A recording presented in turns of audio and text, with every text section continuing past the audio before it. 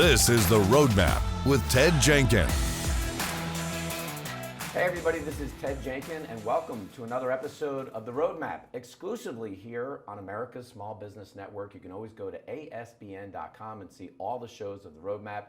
Every week I try to bring you some of the brightest and best CEOs and entrepreneurs, not only locally here in the Southeast United States, but all across the United States. Stories about how they started businesses, they grew them, maybe one day they scaled them and exited stage left. I am super excited today to have on my guest, Nicole Armstrong. She is the CEO of something that I think is pretty darn innovative called the Wellth House. That's W-E-L-L-T-H, the Wellth House. We're going to talk all about that. I want to start, and I pulled this quote that I saw that you said at some point. My love affair with technology started at the age of 11, and it changed the trajectory of my life. Tell me more about that. So if I go back, so first of all, thank you for having me. Yes, of course. If I go back and I think about my early days as a kid, I was crazy shy. I was a nerd. I don't buy that. I was shy. And I remember the moment that my dad bought the computer. He had been overseas. He came back. He bought me this TRS-80. And I'm like, what is TRS-80. I'm dating myself. I'm really dating it's like myself. The Commodore 64. Yeah, exactly. And so he brought me this computer with a basic programming book. Yeah. And that was not a normal gift that you give a child. No. But he gave me, book? Exactly, but he was in the Navy and military, and for some reason he brought me this book, this gift back, and I taught myself to code. And from this really shy kid who walked around with a book, I started realizing that I could create things. I could take something from nothing and create little sticks that were running across the screen. And the experience, and I would continue to code throughout my, I went to high school, studied coding. So you were coding in high school as well. It was one of the first entry-level programs at Murray Bertram High School for business careers in New York City. And then I would eventually be matriculated as one of the first freshmen and the first Black woman to get matriculated into the computer science engineering program at the Watson School of Engineering. Right, and that's still basically like your passion at heart, right? You love technology. You love creating technology. I know that you've done some of this in the Wellth House as well. Tell people in general, because I just think what you're doing with this idea that's starting to grow like now, like wildfire, and I think it's going to happen across the country. Where did you come up with the idea of this Wellth House, the W-E-L-L-T-H house? Yeah, so it came from the fact that I've spent most of my career as an executive, and I got to a point a couple of years ago where I was exhausted. I was exhausted, and I made a big decision to change my career, and in the mix of that kind of being really reflective, it dawned on me, I'm probably not alone. The idea for the Wellth House was I really wanted to create this sanctuary for women leaders to come and to take their capes off, because I feel like we walk around with our capes on all the time. You gotta be a super person. We gotta be a super wife. We gotta be a super mom. We've gotta rock it in the boardroom. We're doing all the things. And where do we go? Right. Where do we go? To unload that. To unload that. And where it's okay to not be a superhero. So this model in general, women will pay some sort of membership to join the Wellth House. So it's almost like a club to that extent. Yes. And then is there programming that's involved that you put together for the women? Absolutely. The programming what does that look like? The programming is all focused around wealth and being well, right? So, and what do I mean by that? That means that we have yoga, we have mindfulness, we have Pilates, so that's more of the fitness and the mindfulness. We have a clinical psychologist that does group chats, and every Monday it's Wellness Monday, and we come together, and she takes us through this exercise. She built this model, Dr. Ray built this model called It's Okay to Cry, CRI, right? But so, more of us need that. We also have a wealth advisor who spent 26 years, and what I asked Nasha Knowles, who's fantastic, to do is tell us the secrets. Tell us what the 1%ers know about wealth. Right. We have Wine Down Wednesdays where we all come together, and you can wine or drink wine. And again, everything that happens, and the other important thing about the Wellth House is it's a completely confidential organization, so you sign an NDA. Wow. We like to say what happens in the Wellth House. So members actually sign an NDA when they join a club. Yes. So. Yes. Wow. And we like to say what happens in the Wellth House stays in the Wellth House, because we want women to feel comfortable talking and sharing about what they're challenged with, and knowing that you're not going to see it on social media. There's no hashtag Nicole told us all her business and we're telling everybody. So, do the dialogues get raw? Oh yeah, they get raw, and I love that. I love that our members feel safe. Right? And not only does it get raw, but they are in a community of like-minded women who can really give them advice, like, how do I deal with that difficult board chair? If you go home to your husband, he's going to say, you got this, right? You got this. But the conversation shifts when you are in a room full of women who are dealing with boards. And they can say, you know what? That happened to me. And here's what I did. Or, that's what she did, but I took a different approach, and this is my outcome. So it changes, the dialogue changes. And the other thing that it does is it gives you strength, right? Because you realize, I feel lonely, but I'm not alone.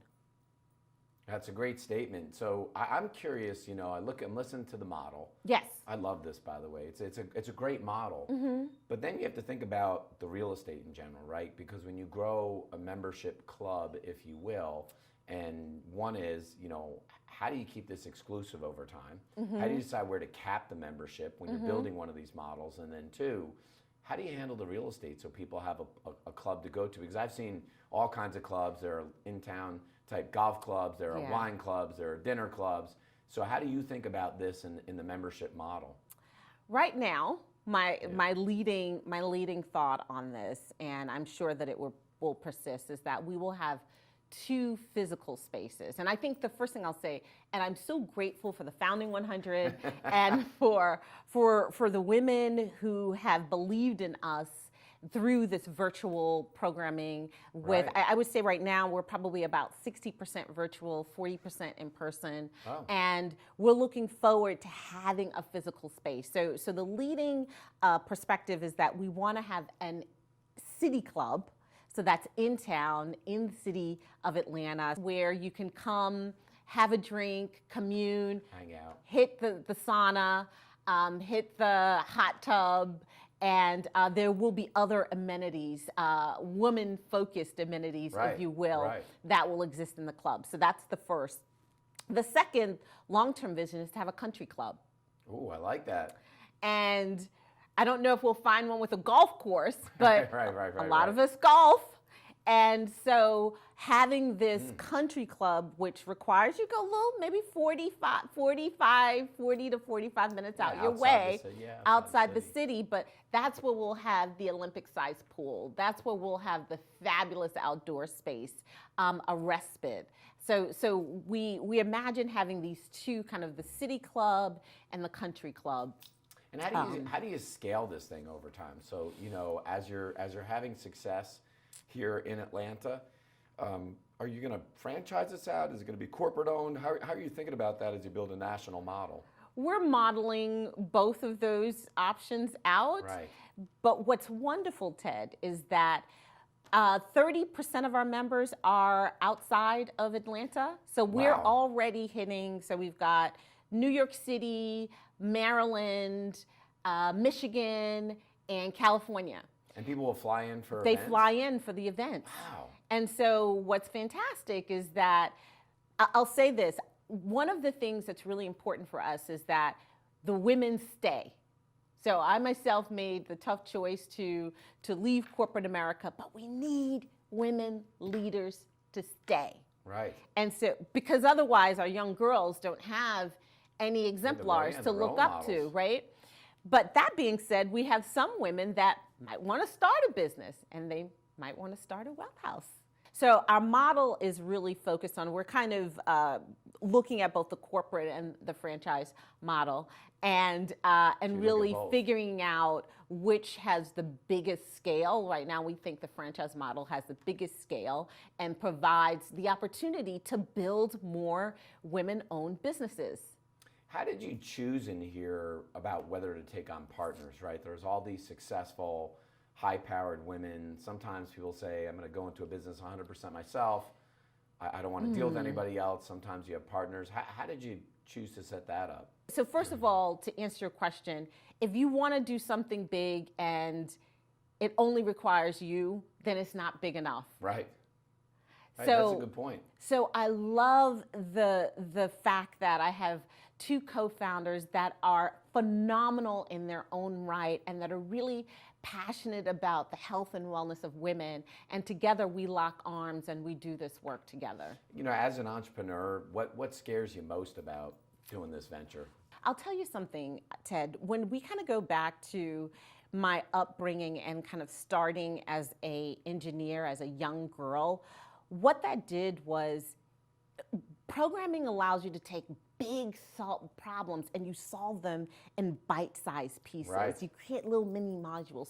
So I won't say that I'm not afraid of anything. I'm probably more afraid of the success, the wild success, and being able to manage the success. But I look forward to the opportunities to solve. I'm a problem solver, and so that is why I think STEM is so important for in young girls, because it helps you solve problems. And when you know that you can solve problems, then you really believe that impossible is nothing. You can figure anything out. You can figure anything out. And if you can't figure it out, you have a community of people that you can go to that will help you figure it out. For people watching in here, you also got some very prominent board people. Yes. Faye Twersky as an example, president of the Arthur Blank Foundation.